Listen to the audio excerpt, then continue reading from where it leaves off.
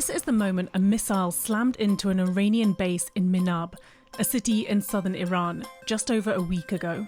In this freeze frame, you can see it clearly. Weapons experts tell CNN the wings and tail are consistent with a Tomahawk missile. This new video is the clearest evidence yet that suggests it was the United States that struck an elementary school next to that Revolutionary Guards base, killing scores of students.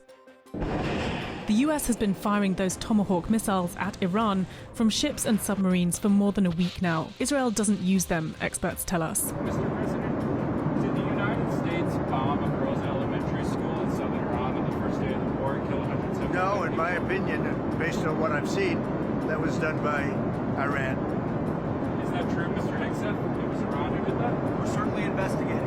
Iran also doesn't use Tomahawk missiles. And using satellite images, it's clear the school was struck nearly simultaneously with strikes on an adjacent Revolutionary Guards base. That suggests precision targeting. CNN geolocated this video. We think this missile struck the military base, not the school. You can see that other buildings in the direction of the school had just been struck when this was filmed. CNN is still trying to gather visual evidence from the ground, and until we see actual remnants from the munitions itself, it's impossible to be definitive. But this is the clearest evidence to date. A pirate is someone who has adventures and dreams. The Straw Hat Pirates set sail for Season 2 of One Piece. My friends. We put together an amazing crew, made it to the Grand Line, and now we're one step closer to our dreams. The live-action streaming series is based on the popular manga and anime of the same name. It's an honor to play these characters. I feel really happy that people enjoy what we do. I give it my best. I do it with love. I'm grateful for the opportunity. But there's nothing we can't take on.